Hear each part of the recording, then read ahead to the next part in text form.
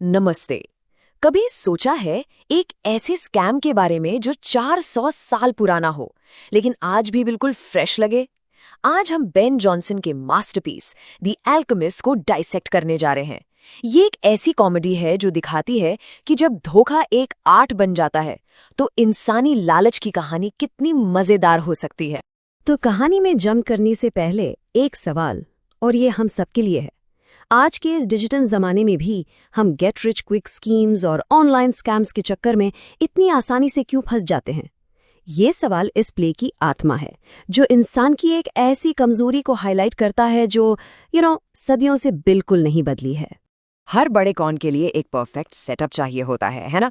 तो चलिए देखते हैं कि इस कहानी का स्टेज कैसे सेट हुआ और कैसे एक पूरे शहर के क्राइसिस ने स्कैमर्स की एक टीम के लिए लाइफ की सबसे बड़ी अपॉर्चुनिटी पैदा कर दी। ओके, तो चलिए थोड़ा टाइम ट्रैवल करते हैं। इमेजिन कीजिए साल है 1610, लंदन का शहर है और वहां प्लेग फैला हुआ है। हर तरफ डर का माहौल है, लोग शहर छोड़कर भाग रहे हैं। ऐसे में एक अमीर आदमी लवविट भी अपना घर अपने नौकर फेस के भरोसे छोड़कर निकल जाता है। अब सोचिए, खाली घर, गायब मालिक। फेस को इसमें कोई जिम्मेदारी नहीं, बल्कि एक लाइफ चेंजिंग स्कैम का गोल्डन टिकट दिखता है। लेकिन इतना बड़ा स्कैम अकेले थोड़ी ना हो सकता है। फेस को एक टीम की जरूरत थी, और क्या टीम बनाई उसने। चलिए मिलते हैं इस वेंचर ट्राइपाटाइड से, स्कैमर्स की उस ट्रियो से जिन्होंने लंदन में आतंक मचा दिया। सबसे पहले मिलते हैं टीम के दिमाग से। इसका नाम है सटल। ये एक नंबर का ढोंगी है जो खुद को एल्केमी का माहिर बताता है। एल्केमी यानी वो पुरानी आर्ट, सस्ते मेटल से सोना बनाने की या कम से कम इसका ढोंग करने की। ये इतने भारी भरकम मुश्किल शब्दों का जाल बुनता है कि लोग इसके ज्ञान से इंप्रेस हुए बिना रह ही नहीं पाते। और फिर आता है फेस, जो वैसे तो घर का नौकर है लेकिन इस ऑपरेशन का असली फ्रंटमैन है। सुपर चार्मिंग, सुपर चालाक। उसका काम शहर में घूमकर ऐसे लालची या भोले भाले लोगों को ढूंढना। प्ले में उन्हें गर्ल्स यानी कि बकरे कहा गया है, और उन्हें मीठी मीठी बातों से अपने जाल में फंसाना। और इस टीम को पूरा करती है डॉल कॉमन। देखिए, ऑन पेपर वो एक प्रोस्टिट्यूट है, लेकिन इस गैंग में वो इन्फोर्सर है, वो ग्लू है जो सबको जोड़कर रखती है। ये जो दो आदमी है ना, सटल और फेस, उनको लाइन पर यही रखती है। और जब जरूरत पड़ती है तो वो कोई भी किरदार निभाकर क्लाइंट्स को बेवकूफ बना लेती है। और इनकी केमिस्ट्री कैसी है? वेल, प्ले की शुरुआत में ही इसका एक जबरदस्त एग्जाम्पल मिलता है। सटल और फेस दोनों पैसे के लिए एक दूसरे का गला काटने को तैयार हैं, झगड़ रहे हैं। और तभी डॉल आती है और कहती है, चिल्ला क्यों रहे हो? क्या पड़ोसियों को सुनाना है? सब बर्बाद कर दोगे क्या? यहीं पता चल जाता है कि इनकी पार्टनरशिप कितनी फ्लिम्जी है, सिर्फ लालच की नींव पर टिकी हुई।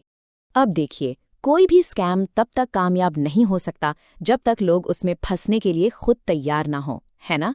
तो चलिए अब मिलते हैं इन शिकारों से, इन गर्ल्स से, जिनके अपने ही लालच और ख्वाहिशों ने उन्हें अंधा कर दिया था।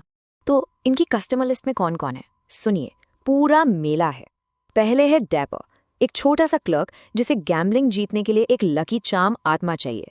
फिर है ड्रगर, जो अपनी तंबाकू की दुकान हिट करने के लिए जादू टोना ढूंढ रहा है।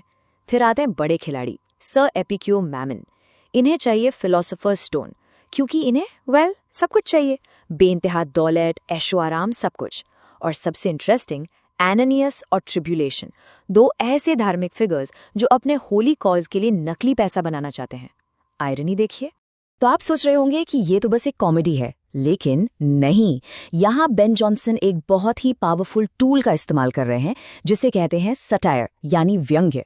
इसका मतलब है हंसी मजाक और एग्जैजरेशन के जरिए सोसाइटी की बुराइयों और लोगों की बेवकूफियों पर कमेंट करना। ये प्ले सिर्फ एक कहानी नहीं, बल्कि 17वीं सेंचुरी लंदन के समाज पर एक जबरदस्त सर्जिकल स्ट्राइक है। और अब शुरू होता है असली केओस। आप इमेजिन कीजिए, शुरू में तो एक ही शिकार है, सब आसान लगता है। फिर 2 आते हैं, फिर 3, और सबकी फरमाइशें अलग अलग। एक को एक कमरे में छुपाया है, दूसरे को दूसरे में। झूठ की दीवारें इतनी ऊंची हो जाती हैं कि पूरा स्कैम बिल्कुल ताश के पत्तों की तरह गिरने वाला होता है। It's absolute hilarious chaos.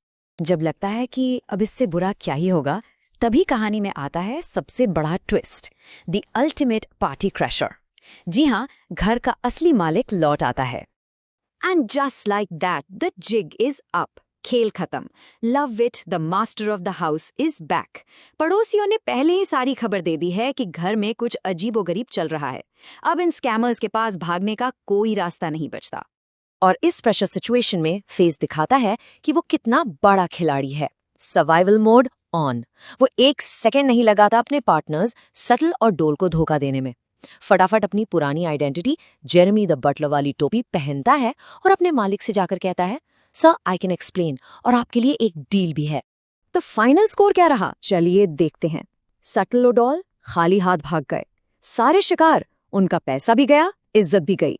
घर का मालिक लव इट, उसको सारा माल मिल गया और बोनस में एक नई बीवी भी। और सबसे बड़ा विनर हमारा अपना फेस यानी जेरेमी।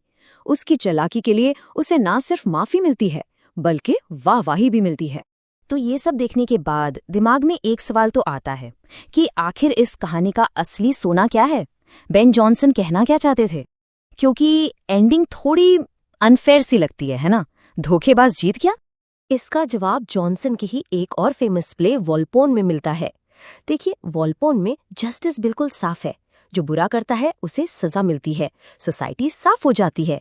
लेकिन द अल्केमिस्ट में ऐसा कुछ नहीं होता। जस्टिस का आइडिया बिल्कुल ब्लरी है। यहाँ सबसे चालाक, सबसे बड़ा बदमाश ही विनर है और सोसाइटी वो जैसी थी वैसी ही रहती है। और शायद यही इस प्ले का असली मैसेज है। इस प्ले की सच्ची अल्केमी सस्ते मेटल को सोना बनाना नहीं है, बल्कि जॉनसन की वो कला है जिससे वो इंसानी लालच और बेवकूफ़ी जैसे बेस मेटल्स को एक ब्रिलियंट टाइमलेस कॉमेडी में बदल देते हैं। जॉनसन ये दिखा रहे हैं कि लोग सिर्फ स्कैमर्स की वजह से नहीं बल्कि अपने खुद के लालच की वजह से धोखा खाते हैं। जॉनसन ने अपने टाइम के लंदन को एक कोजनिंग ग्राउंड कहा था, यानी धोखेबाजों का अड्डा। इस बात को 400 साल हो गए हैं। अब आप अपने आसपास देखिए और खुद से पूछिए, क्या वाकई कुछ बदला है? ये सवाल मैं आपके लिए छोड़ रहा हूं, जरूर सोचिएगा।